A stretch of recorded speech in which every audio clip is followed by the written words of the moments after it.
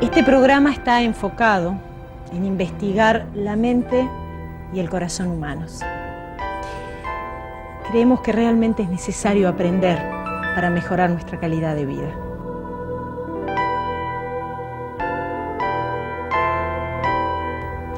Seguimos con el doctor Claudio Naranjo, pionero de la psicología transpersonal.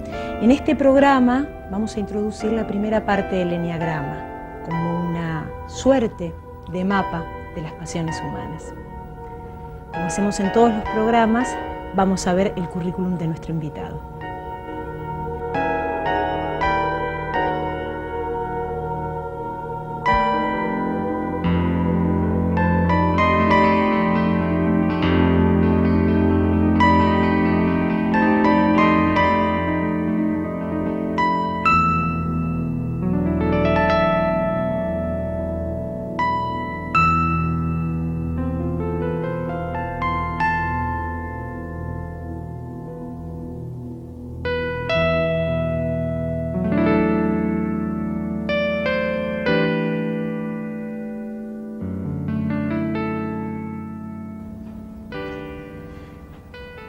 ¿Hay relación entre los problemas del amor y el carácter? Hay mucha relación. Tanto así que, así como antes yo insistía que el carácter es el centro de la neurosis, que más allá de los síntomas, que las distintas formas de malestar físico o psíquico, lo determinante es el carácter, y que la forma de entender la neurosis es entender el carácter. El carácter no es un síntoma, que no es una cosa más, sino que es el centro mismo de los problemas de la persona.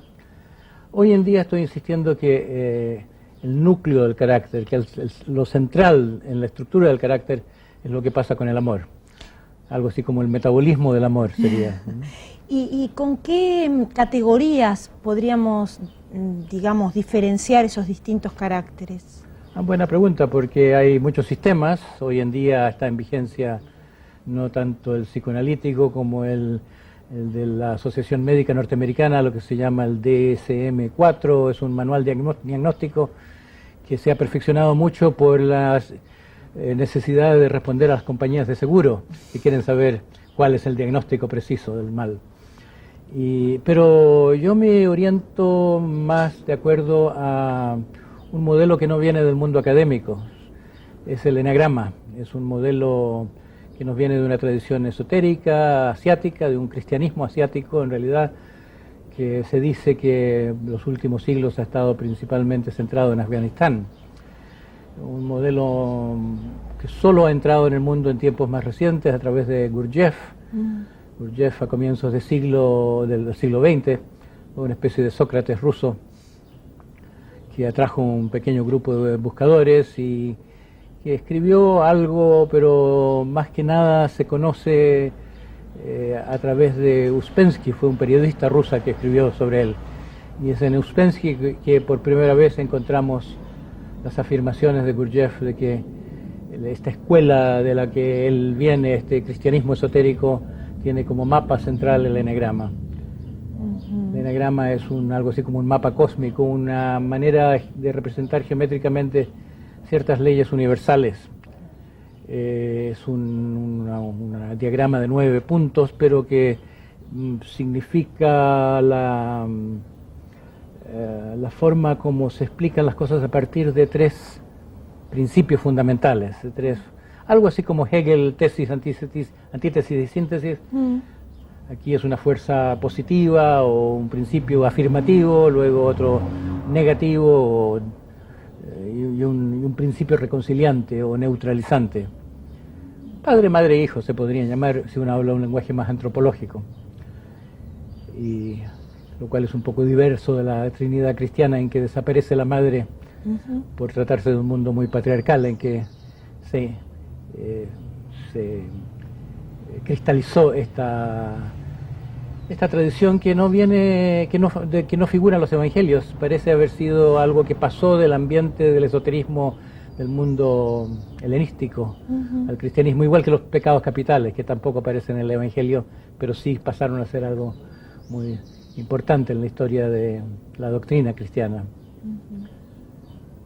Bueno, es una larga historia de cómo el eneagrama ha ido entrando poco a poco en el mundo, pero tal vez para pasar directamente al tema del carácter, diré que esto fue introducido por un hombre que se llamó Óscar Ichazo, vive aún, un boliviano, conectado con la misma escuela madre, la misma escuela de donde aparece Gurdjieff, una escuela de la cual no se ha oído hablar, no es como el hinduismo, el budismo, la tradición tibetana, el sufismo más clásico, no es una de estas tradiciones de las que están en nuestro horizonte mental, una escuela que se ha comparado con el tejido genético de la humanidad, algo que no se mezcla con el mundo, sino que en ciertos momentos históricos.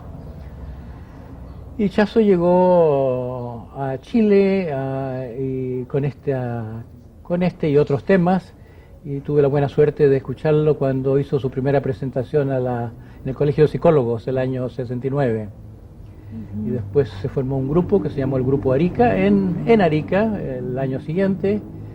Yo fui el que seleccionó a este grupo, el que originó en cierto modo la invitación a que este grupo se formara, porque originalmente fue una invitación de Ichazo a mí a trabajar con él, y yo fui atrayendo a mis amigos y después algunos que resultaron no tan amigos.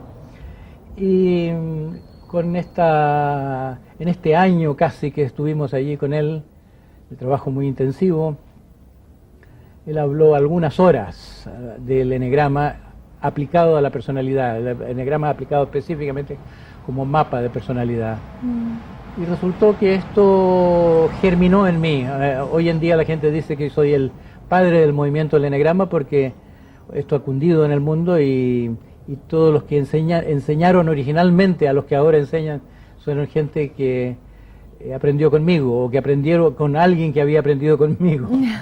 Entonces se dice que soy el padre del movimiento del eneagrama, y yo digo que soy más bien la madre, porque la semilla viene de tiempos muy antiguos a través de Ichazo, y yo fui quien le echó el agüita. Yo fui el que desarrolló la idea. Y yo fui el que formuló las primeras descripciones de los caracteres. Ichazo tenía el ojo clínico como para decir, tú eres... No hablaba del 1, del 4, del 5, como yo después propuse. Ahora se hace así.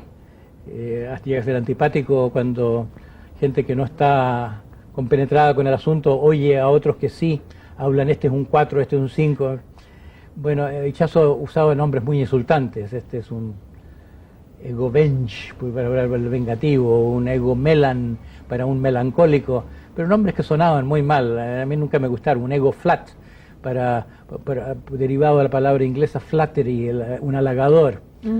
Eran nombres designados que apuntaban a ciertos rasgos característicos, generalmente en forma insultante, porque, cosa que no se ha entendido muy bien ahora que hay una difusión más grande de la idea, era intrínseco al sistema de apuntar a lo más incómodo. Es como revelar la sombra de la persona, lo que la persona esconde detrás de su persona en el sentido junguiano de la palabra, claro, de la parte de la social o pública. Entonces yo tuve un grupo en Berkeley en los años 70, 71, 72, 73, que fue como cuando primero presenté esto al mundo. Ichazo trabajaba un poco con el eneagrama, pero no describía los caracteres. Y en el momento en que hubo una descripción, que fue lo que se produjo naturalmente en la situación del trabajo mío, en que yo combinaba mi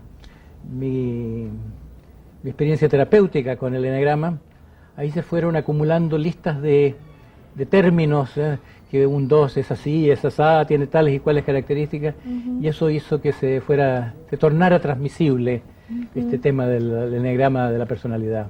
¿Qué piensa de esta literatura de divulgación del eneagrama que está proliferando en estos tiempos? Bueno, es una literatura de divulgación, pero muy particular, en que es una divulgación que se atribuye mucha autoridad. Yo creo que ha habido una apropiación de lo que surgió en este grupo original en que presenté las ideas, que fue un grupo secreto por razones de que yo estaba sujeto a un compromiso. Se suponía que era una enseñanza muy privada, que esto no iba a salir al mundo. Y lo lógico habría sido que si alguien va a escribir fuese yo, o Ichazo mismo. Y hay gente que se atribuyó ese derecho a lanzar la cosa. Fueron los jesuitas que, bueno, seguramente se sintieron que esto era un tema cristiano y por lo tanto les correspondía. Y ha habido una actitud como de borrarme del mapa y también de apropiarse de las ideas, agregándole cada autor alguna cosita de su cosecha, muchas veces no muy interesante. Más o menos son siempre las mismas cosas que se repiten en unos libros o en otros, con un vocabulario un poco distinto. Y Ichazo lo llamaba el culto del diagnóstico de la personalidad. Decía que este movimiento hay algo de culto, como que si se exaltara mucho esa capacidad que no es la capacidad de transformar al otro, sino que simplemente de verlo de acuerdo a un sistema que es muy poderoso, de información poderosa.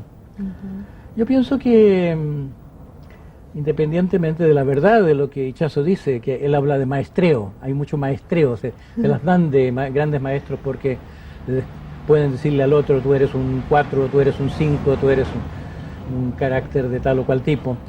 Aparte de eso, tal vez sirva esa difusión porque hay un poder en la información, no para todos, pero para las personas que saben utilizarlo en sí mismo. Les significa mucho darse cuenta que el asunto fundamental en su vida es la envidia, o que el asunto fundamental en su vida es el miedo. Todos tenemos todos los pecados, para hablar en lenguaje cristiano, todas las pasiones, pero algunos tenemos más una u otra. Esa es la idea básica de este sistema, y que los caracteres se originan en el predominio de uno u otro de estos defectos fundamentales. ¿Y nos podrías caracterizar algunos de esos eneatipos y sus dificultades con el amor? Bueno, justo por eso traje estas ilustraciones, porque aquí hay ciertos personajes que ayudan a identificar. Podríamos empezar por el triángulo central del eneagrama. Hay 3 caracteres que corresponden a la intensificación de asuntos que son de importancia más universal aún. Aunque todos tengamos todas las pasiones, todos especialmente tenemos estas piedras angulares, que son el miedo, la vanidad o el narcisismo y la tendencia a dormirnos, la tendencia robotizante, digamos, de repetir lo mismo, de marcar el paso, de vivir automática o reflejamente en lugar de estar vivos a lo que demanda la situación. Entonces, a esto último que estoy hablando, es a lo que se refiere el punto 9 del eneagrama, que es el punto que está en la parte superior. El eneagrama es un diagrama de 9 puntos en que hay un triángulo central y el 9 arriba se corresponde con lo que en los pecados cristianos es la pereza, pero que los antiguos llamaban la asidia. Es algo así como el adormecimiento de la conciencia, es como la pereza del alma en lugar de ser la pereza del cuerpo. Es algo como la política de avestruz, meter la cabeza en la arena, no querer enterarse, no meneallo. Y muy famoso entre los personajes literarios es Sancho Panza, que a pesar de su vivacidad, de lo muy simpático que puede hacerse, es uno que es un seguidor, uno que no inicia nada de sí. Y aquí tengo la imagen de un personaje de la comedia del arte que es el equivalente a Sancho Panza. Es Yanduya, es un goloso, o sea, tiene la misma alusión a la panza. Está brindando, es un personaje muy jovial. Esto es un carácter jovial, un carácter amable, un carácter de persona que le da mucha atención al otro. Pero volviendo a nuestro tema del amor, es una persona que falla a ese mandamiento cristiano de amar al prójimo como a sí mismo, pero en el sentido opuesto a la mayor parte de la gente. La mayor parte de la gente es egoísta. Este es demasiado altruista, o no es suficientemente egoísta. Es una persona que se ha aprendido a no escucharse a sí mismo, que ha aprendido a adaptarse demasiado, que ha aprendido a buscar el amor del otro, siendo demasiado acomodaticio, una persona que comienza la vida sintiéndose que, bueno, a veces es una familia muy numerosa, que no alcanza el amor de los padres para todos, entonces se acomoda, se resigna y es como si dijera, voy a colaborar con mis padres en lugar de reclamar. Es decir, a ver cómo yo puedo ayudar, a ver cómo puedo yo no molestar, haciéndome demasiado presente. Uno que aprende a ponerle buena cara a la frustración. A veces tenemos imágenes de personas, de curas de campo, así, muy rosagones y gorditos, ¿no? Sí. Esas personas naturalmente amables son personas a quienes algo les faltó, pero que aprendieron a no quedarse pegados en la frustración, sino que todo lo contrario. Entonces no tienen suficiente contacto con sus deseos, han perdido contacto con su instintividad, con el niño interior, se hicieron grandes, se hicieron mayores demasiado prematuramente, el hombre que no tuvo infancia, se dice a veces. Sí. Aquí tengo una imagen que es una idea de Quino, pero que aquí un artista chileno ha imitado. Es un conjunto de personas que van como grupo con una pancarta que es como el líder, pero no es un líder con una cabeza, es un líder con todas las cabezas de que ellos no tienen. Es una condición de vida, este carácter de uno que no se individualiza, y es como si tuvieran una especie de miedo a la individualidad, miedo a decir yo pienso esto, yo pienso aquello. Entonces, cuando llega el momento del encuentro amoroso, no es un encuentro entre dos personas que están cada una parados sobre sus propios pies. En la terapia gestáltica se habla de confluencia. Es un confundirse uno con el otro, no es un encuentro entre dos personas enteras. Se puede decir que su amor es un amor abnegado, pero en cierto modo un amor sin interioridad no es completamente amor tampoco, es como un amor al nivel de conducta. Vamos al carácter que está en el punto 6, ese es el miedo. Hay distintas manifestaciones del carácter centrado en el miedo, hay varios caracteres centrados en el miedo. Uno es un carácter inseguro, otro es el tipo Hamlet, el indeciso, que tiene miedo de equivocarse y grandes cargos de conciencia, estoy haciendo lo justo o no, tiene las mejores intenciones, pero un carácter muy angustiado. Y hay un carácter también valiente en la superficie y cobarde detrás de esa máscara de heroísmo. Y aquí tengo la representación de eso, solo que la espada no se alcanza a ver en esta imagen.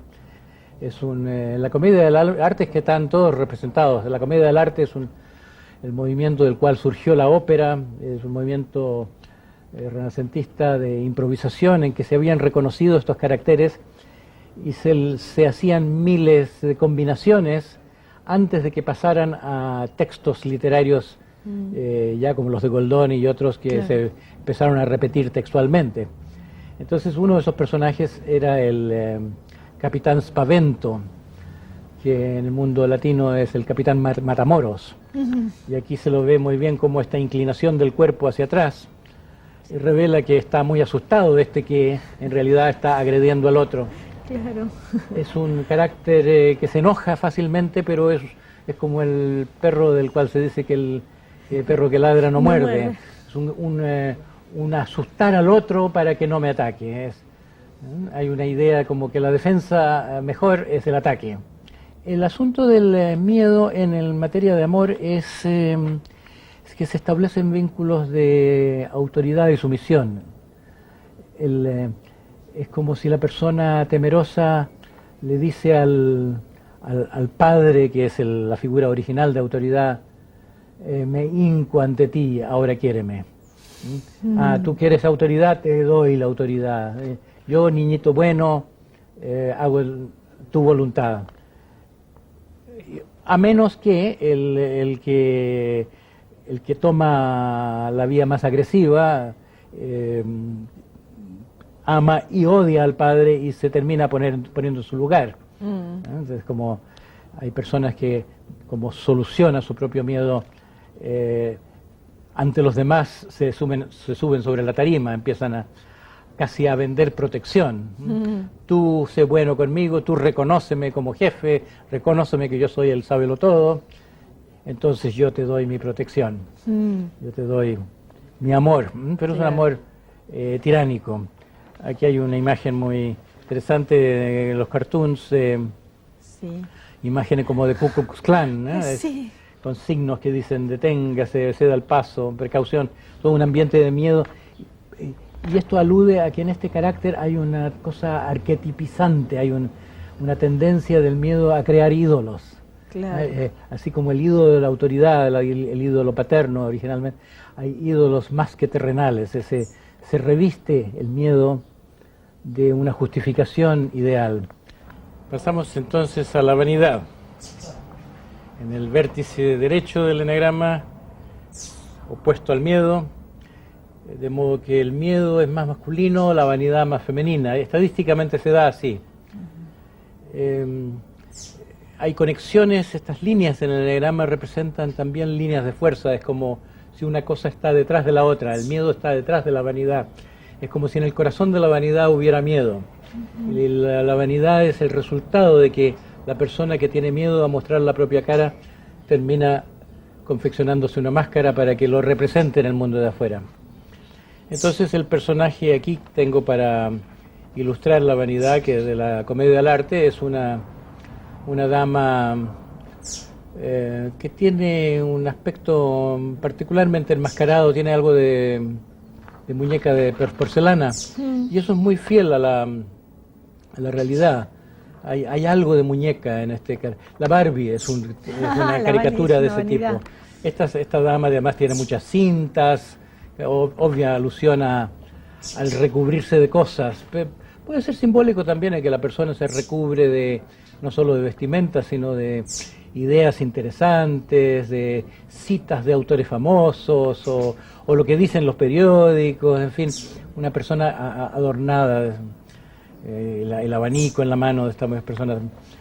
Ahora, en cuanto a la economía del amor, se puede decir que esto es resultado de que hay tanto deseo de ganarse el amor a través de poner buena cara, que se sobredesarrolla el cuidado de la imagen, como que nunca fuera suficiente. Es una imagen demasiado cuidada. Lleva a que la persona también termina siendo demasiado controlada. Por ejemplo, una persona que tiene este carácter habla muy bien, pero todo lo que dice está como para la prensa ya. Y se termina siendo una forma un poco aburrida, un poco muerta, como voz del locutor. Claro. En el amor, entonces, hay una pasión de agradar. El resultado no siempre es que se agrada tanto, es como si una pasión de agradar que se apoya tanto en este aparato de la máscara, no tiene el misterio de un amor verdadero, no tiene, como que no sale de las tripas y se siente que no sale de la tripa, entonces no encuentra tanta correspondencia en el mundo. Sí. Aquí hay una representación de eso en este cartoon.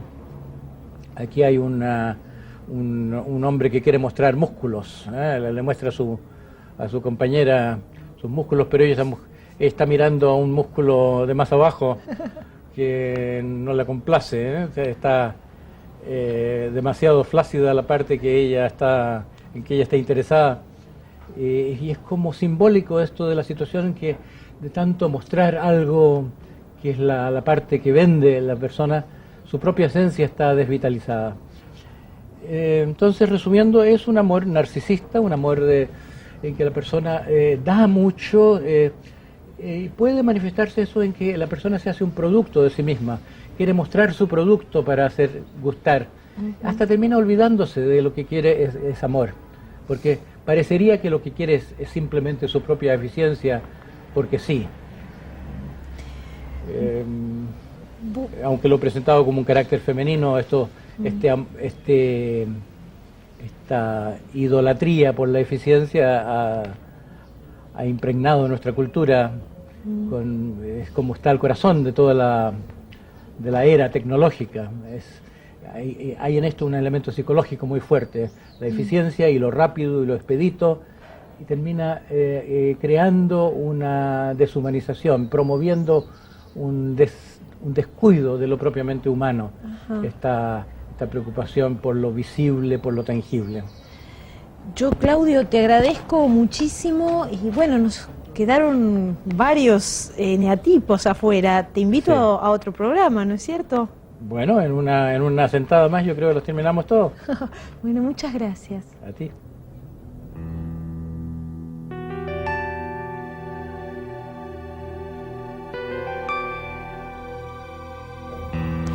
Como vimos, el eneagrama nos presenta los rasgos básicos de nuestras personalidades divididas en 9 eneatipos.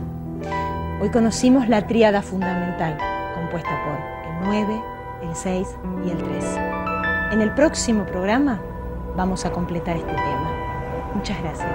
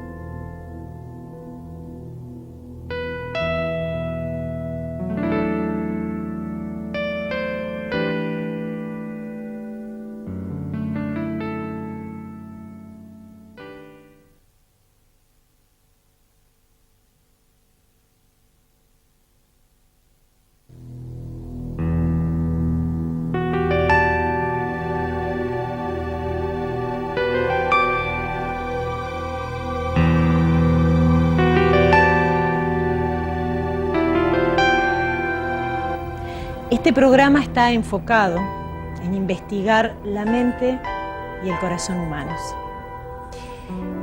Creemos que realmente es necesario aprender para mejorar nuestra calidad de vida.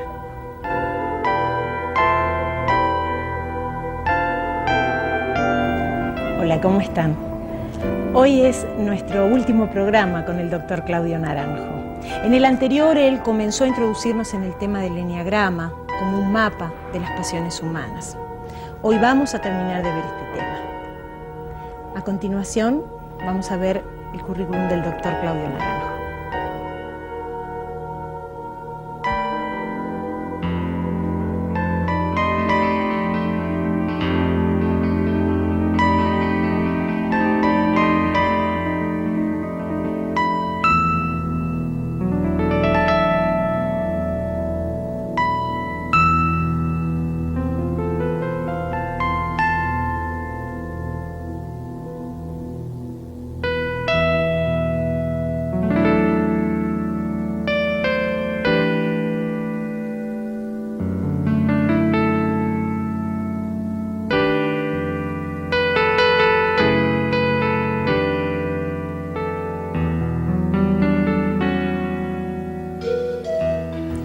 Claudio, me gustaría que nos siguieras contando sobre los eneatipos.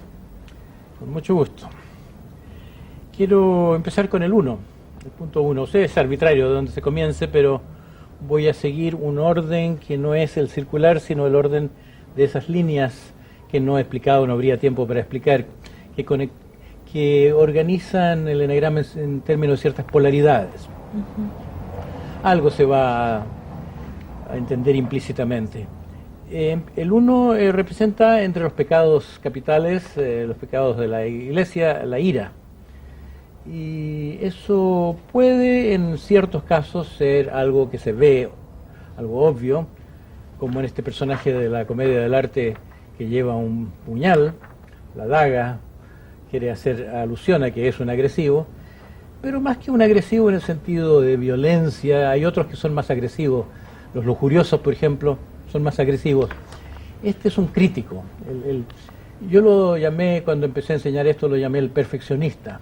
Es uno que está siempre encontrándole la falta al otro, o algunas veces es un perfeccionista hacia adentro, uno que nunca termina de sentir que lo ha hecho bien y que tiene exigencias muy grandes con respecto a sí mismo. Puede ser también un carácter aristocrático, y hay algo de eso también en esta figura que se llama Pantalone en la comedia del arte. Pantalone es el viejo antipático. Generalmente le está cuidando el trasero a una sirvienta que se llama Colombina, que es muy atractiva y muy dada a las aventuras amorosas con Arlequín.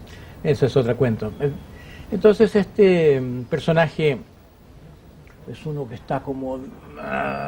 el Cenex lo llaman a veces, el viejo, que aunque sea joven puede tener mentalidad de viejo en el sentido de que está ejerciendo esta autoridad.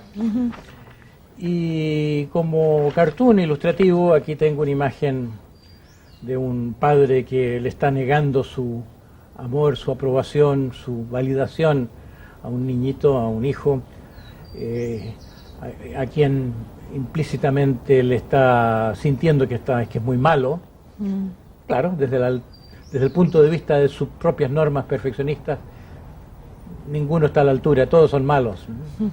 Y él mismo se eleva en su propia imaginación a una gran dignidad. Traducido en términos del funcionamiento del amor, es un amor demasiado superior. Es una persona que, aunque diga tenerle muy buenos sentimientos a otro, de alguna manera lo está disminuyendo. Hay un muy buen caricaturista en palabras, Canetti, que dice que hay una señora que se llama, cuya mirada inspira blancura. Es tan blanca, tan limpia, tan impecable, que uno se siente asqueroso junto a ella. Entonces hay algo así de que es un amor que no reconoce al otro, que no valida al otro. Sería una deformación de este amor apreciativo, este amor filía que yo llamaba. Sí. Es como que el perfeccionismo se satisface de este amor apreciativo, o no se satisface, nunca termina de satisfacerse. En cambio el amor erótico está demasiado prohibido, demasiado condenado. Me voy al 4 entonces. Desgraciadamente del 4, que corresponde a la envidia, no tengo una imagen de la comedia del arte. Debía tener el Polichinela, que es un jorobado un poco afectado y bastante destructivo. Después se transformó en el Punch inglés. Polichinela es es alguien que se puede entender desde la envidia, que es una emoción de que algo le falta a uno que otro tiene.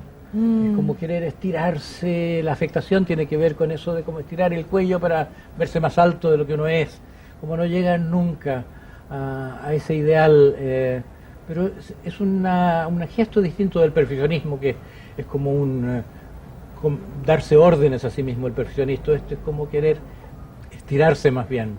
La personalidad de personas que son muy relamidas, muy complicadas.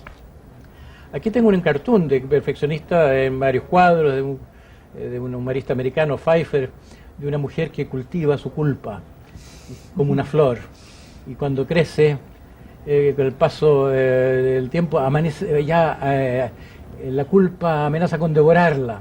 Entonces la corta y la pone en un marco y la exhibe. Es como la transformación de la neurosis en arte. Hay una cierta afinidad con el arte, es un carácter artístico, un carácter romántico.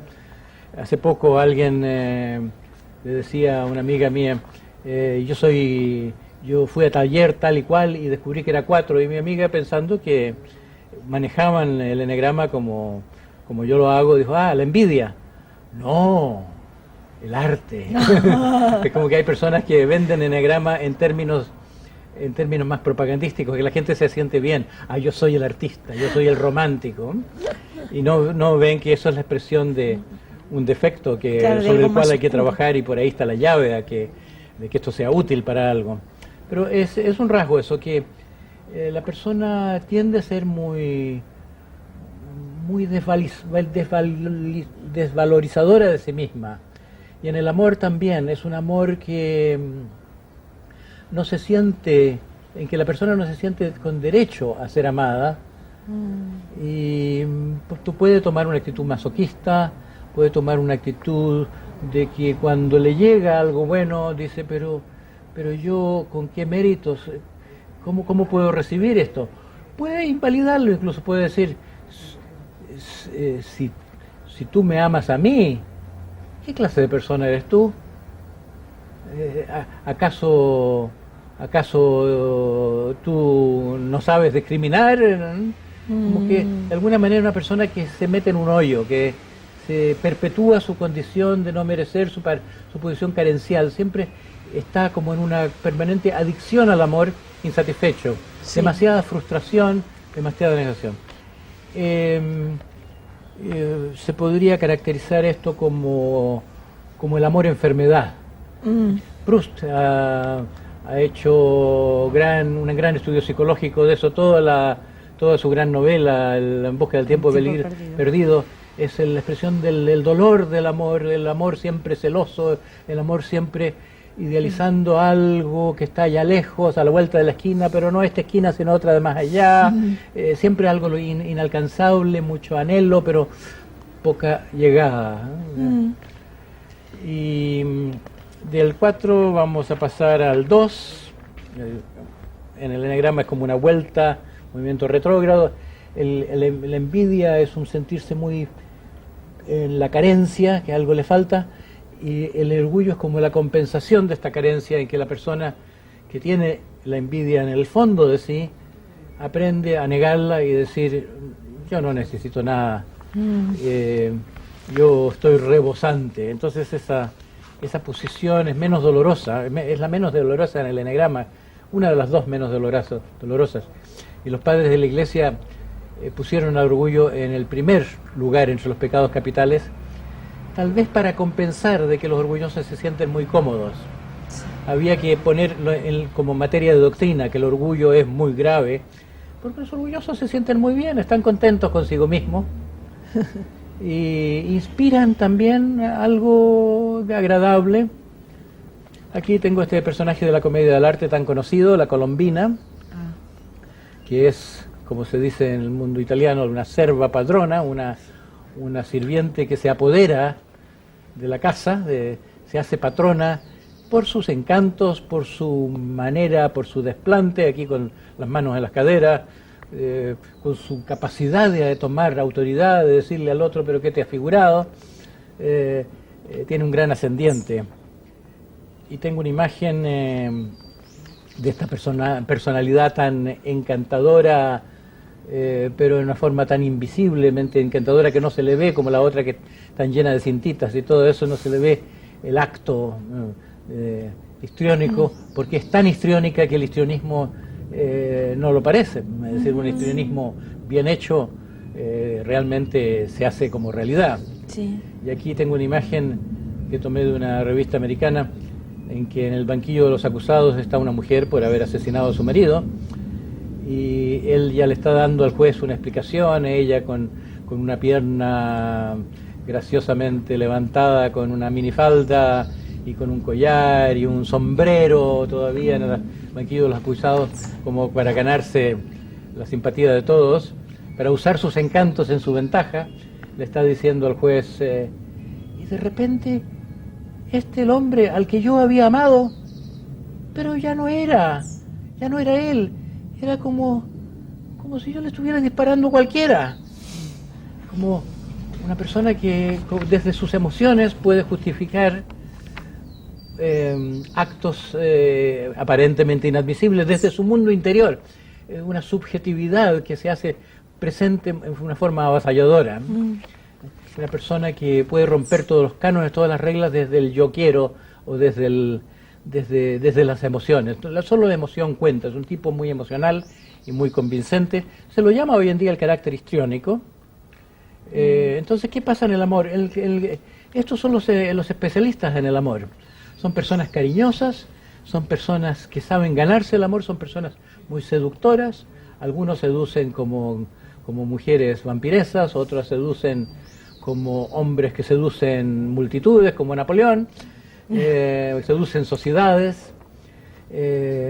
Puede otro tipo de personalidad ser como la seducción del niño bueno, cariñoso, que se gana a la figura paternal o al maternal, una persona que es cálida, que es simplemente cálida.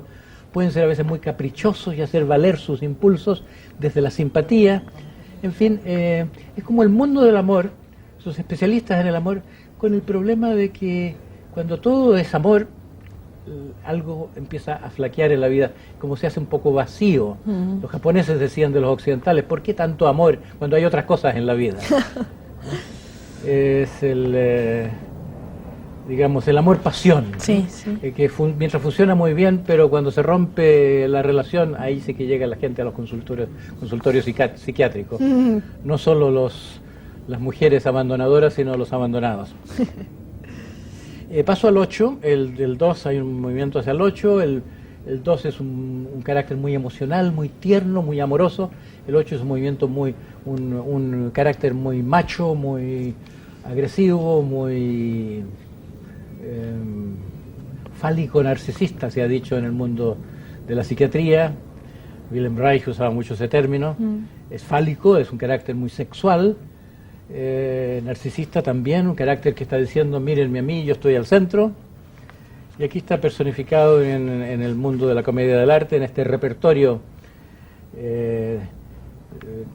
antiguo de los caracteres que existía en Italia y con variaciones en Francia y en otros países europeos también. Aquí está el personaje que se llama Brighella, que es un charlatán de feria, muy mentiroso, pero sabe vender cualquier cosa, con su simpatía, ¿no? Vende con un vínculo hacia el otro que es amistoso, ¿no? Este Brighella, ¿qué clase de amor despliega? Es un amor muy aprovechador. Se está echando al otro en el bolsillo, está trampeándole al otro. No es un gran amor el que hace tanta trampa. La palabra Brighella tiene que ver con peleador, es un agresivo. De modo que es un amor un poco como para ganarse al cliente, por ganarse al otro, para compensar un poco el hecho de que se le está sentando encima, que está aplastando al otro, para que no se dé cuenta al otro que se está arrasando con sus intereses, ¿no? Claro. Como la manifestación afectiva de un vendedor, ¿no? Para que el otro no le ponga problemas. Y aquí en el cartoon está muy brutalmente expresado esto con un gordo enorme que está buscando una criatura y no se da cuenta que está sentado sobre ella. El otro está con los ojos salidos, con la lengua afuera, y él está diciendo, ¿pero dónde se metió esta criatura? Este no es un simpático como Brighella, es otra variación del mismo carácter. Pero es es como decir, el amor aquí es un amor avasallador, es un amor violento. Mal se lo puede llamar amor, es casi un contraamor, un desamor. Pero, en fin, si se habla de cuál es la patología del amor, cuál es la manifestación del amor en un carácter así, tendríamos que decir algo así, como amor rabioso, amor explotador. Nos vamos del 8 al 5, que es como ir del bruto al delicado, del exageradamente aplastante a uno que se deja aplastar demasiado fácil. El contraste de esos dos, hay un gran documento histórico, literario, que es la carta de Kafka a su padre, es la carta de un 5 a un padre 8, la carta de un delicado que toda su vida fue aplastado por alguien que tenía un carácter como de carnicero, un hombre práctico, de negocios, que tenía ciertas cosas, y el otro nunca pudo ser el mismo frente a esto. Entonces aquí en el personaje de la comedia del arte se ve uno que como que no está pisando el suelo, como que no le llegan los pies al suelo, que no está plantado sobre sus pies, está un poco como en el aire, tiene la cabeza en las nubes, diríamos, y en la chaqueta tiene toda clase de símbolos astrológicos, numéricos, un poco como se decía de Tales de Mileto, que una vez que se cayó en un pozo puede mirar a las estrellas. Es una persona que ni siquiera tiene la coordinación del movimiento, que camina un poco en forma, mal coordinada, no tiene la gracia de la conversación, del moverse, es un torpe. Esto es lo que se llama un carácter esquizoide en el mundo de hoy, es un carácter demasiado retirado. Entonces, ¿cuál es el amor entre los esquizoides? ¿Qué pasa con el amor en los niños autistas? Estos que están replegados exageradamente sobre sí mismos, como que le faltó mamá y aprendieron a vivir como haciendo una isla de su universo personal, sin vínculos fáciles con el otro. Es una falta de fe en el amor, en primer lugar. Es como si la persona sintiera, es mal negocio entrar en relación con otros. Las relaciones son algo como para arreglárselas, pero no hay una visión del amor como cosa deseable. Hay una sexualidad, eso es instintivo, hay deseo de protección, es instintivo, pero hasta cierto punto estos son problemas, porque acercarse demasiado al otro significa que el otro se le mete a uno, que le interfiere. Muy cansador estar con el otro. Este es el tipo de persona que necesita de la soledad, necesita descansar del otro, está solamente cómodo cuando está consigo mismo. Es como si la persona está protegiendo la pureza de su mundo interno, pero exageradamente, entonces se queda demasiado solo.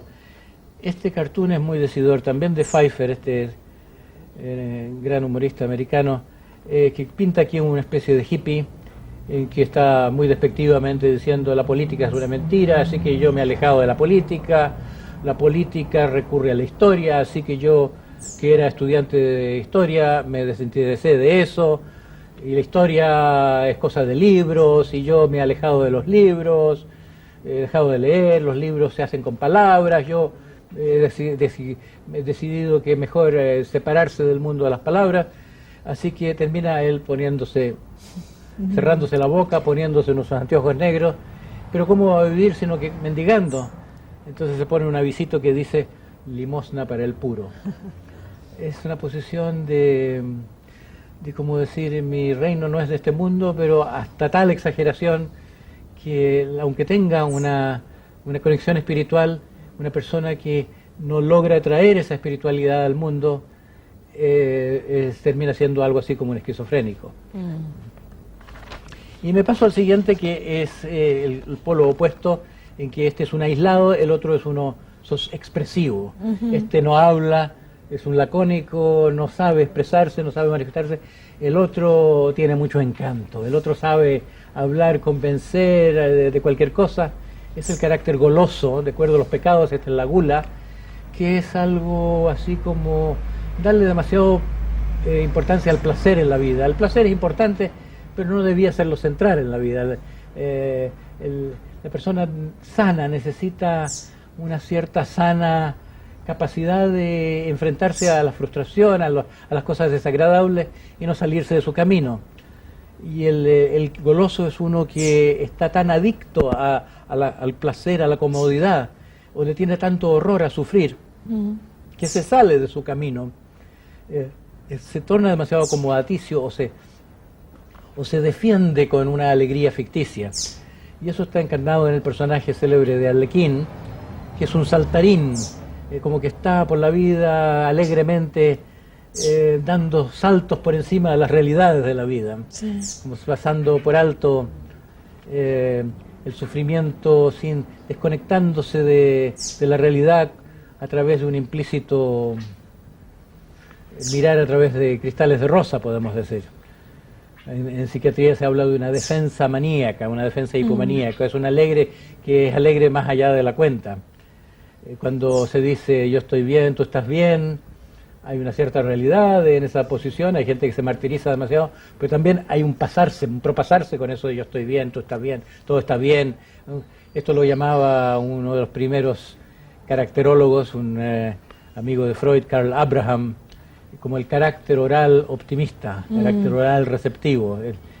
Es un niño mimado que quiere que le den todo, la breva pelada y en la boca. Así que en el amor es un amor placer, es un amor demasiado, que confunde demasiado amor con el que me den lo que yo quiero. Que siente desamor allí donde le ponen límites. El pecado de este tipo de personas es la indulgencia. Pide demasiado indulgencia, es demasiado indulgente. Cuando le toca criar a sus hijos no sabe ponerle límites. Se tiene que seducir a sus hijos con su indulgencia y no les da entonces una educación en la realidad. Aquí tengo como una nota cómica, una imagen que tomé también de una revista americana, en que ¿cómo se llama? El maître d'hôtel le dice a los que están allí con el menú, yo me llamo Jerry, es un toque muy personal, ¿eh? Yo me llamo Jerry y las langostas que ustedes han elegido se llaman Ágata y no sé qué respectivamente. Esta exageración de darle nombre hasta las langostas que ellos se van a comer es como una caricatura de la amistad o la amistosidad llevada hasta el oportunismo. Es como decir, somos tan amables en este restaurante, nuestra norma es estar democráticos también, tan amistosos con los clientes, que nosotros nos individualizamos, damos nuestro nombre, pero es como que se le pasa al darle nombre hasta la comida. Bueno, y eso terminamos en la vuelta. Bueno, la verdad es que es como un punto de partida en realidad, ¿no? ¿Qué consideraciones finales nos podrías dar? ¿Cómo podemos hacer con toda esta información que vislumbramos a partir de todo esto que dijiste? Bueno, eso daría para otra, para una hora elaborada, pero a ver, en síntesis, digamos que hasta cierto punto el trabajo se hace solo, hasta cierto punto cuando una persona reconoce, esto soy yo, porque la persona tiene tanta sinceridad que le basta con pocas palabras, como eso se dice a buen entendedor, pocas palabras basta. Alguna persona se reconoce, mi asunto es el orgullo, mi asunto es el miedo, mi asunto es, yo soy un lujurioso de estos que andan allí en actitud explotadora y no dándome cuenta de las consecuencias que tiene para otros mis actos. Para ellos, darse cuenta de cuál es el vicio fundamental del pecado capital, en el sentido de caput, el que está a la cabeza de todas las demás cosas, eso es el comienzo de algo reparador. Yo creo mucho aunque no me gusta mucho lo eclesiástico, la formulación doctrinal de que se necesita confesión, se necesita el confesarse las cosas como son, decirse ciertas verdades a sí mismo para poder luego reconocerlas ante los demás, desenmascararse, es importante.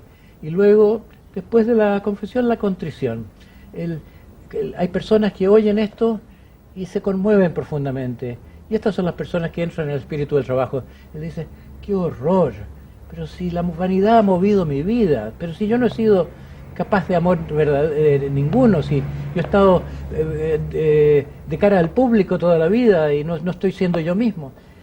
Esta fase de contrición es muy importante y eso, para que pueda ponerse en movimiento, muchas veces requiere de un trabajo grupal, en que las personas se estimulan unas a otras en ir más adelante con el reconocimiento de cómo son.